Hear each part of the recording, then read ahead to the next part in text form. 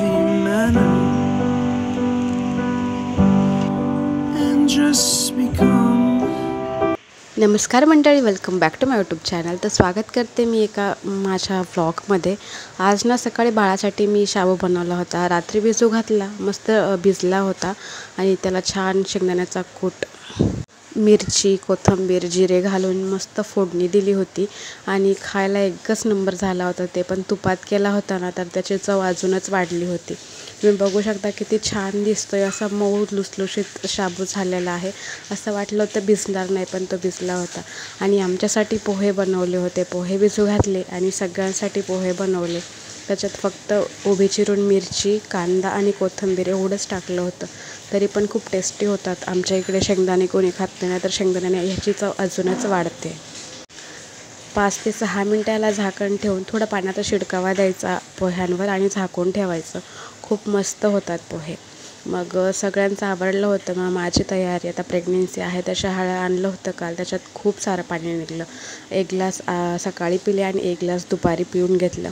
खूप गोड पण होतं पाणी. आणि रात्रीपासून पाऊस चालू झाला आहे ना, तर बाहेर निघायला चान्सेस नाही, खूप पाऊस पडतो आहे. सगळं आवडलं होतं नाश्त्याचं वगैरे. जेवणामध्येच मुगाचं डाळ मिरचू शिजायला घातलं होतं आणि चपात्या तर केल्याच होत्या माझ्या सासूबाईंनी. तर असं सकाळचं जेवणाचा बेत होता आजचा. आणि काल ॲमेझॉनवरून आम्ही भाज्या वगैरे मागवल्या. फर्स्ट टाईमच मागवल्या, पण असं वाटलं छान नाही येणार. खूप छान रिजनेबल प्राईजमध्ये मिळाला. इकडे संत्री 120 रुपये किलो आहे, तर ॲमेझॉनला 80 रुपये किलो मिळाली. सीताफळ पण खूप स्वस्त होते. संत्री मला प्रचंड आवडते, त्यामुळे मी संत्री मागवली होती. सगळं आवरलं होतं सकाळचं. आंघोळ वगैरे झाली आणि आता भांड्याचा राडा पडला होता. किचन पुसायचं राहिलं होतं, भांडे घासायचे होते. ते सगळं एकदा करून घेतलं आणि नंतर बेडरूममध्ये आले.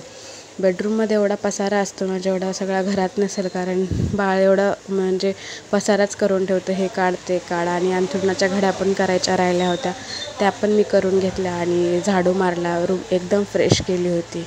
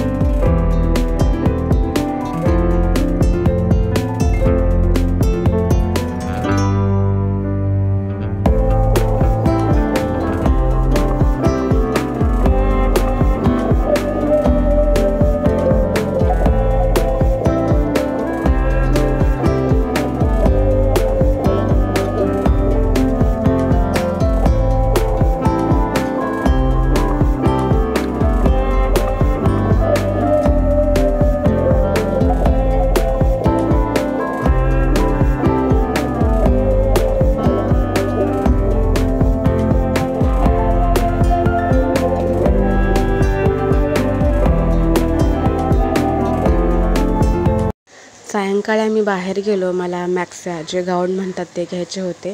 तर खूप ठिकाणी बघितल्याच्यानंतर मी कॉटनमध्येच बघत होते, पण मग एक चांगला भेटला मला. म्हणजे असं नवीन फॅन्सीमध्ये इलास्टिक आणि प्लस खाली घेर होता त्याला.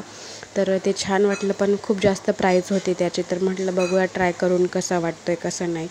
मग मी ब्लॅक आणि ब्राऊन असे कलर निवडले होते त्यामध्ये. मग आम्ही बिकानेरमध्ये गेलो आणि तिथे मस्त टेम्पटिंग असा ढोकळा खाल्ला खूप दिवसांनी. त्याच्यासोबत रेड आणि ग्रीन चटणी असते. मला प्रचंड आवडतो ढोकळा. तुम्हाला कोणता पदार्थ आवडतो बिकानेरमधला मला कमेंट बॉक्समध्ये सांगा. आणि हाच आहे तो गाऊन मी जो घेतला आहे. खूप कम्फर्टेबल आणि असा फॅन्सी वाटतो आहे लुक.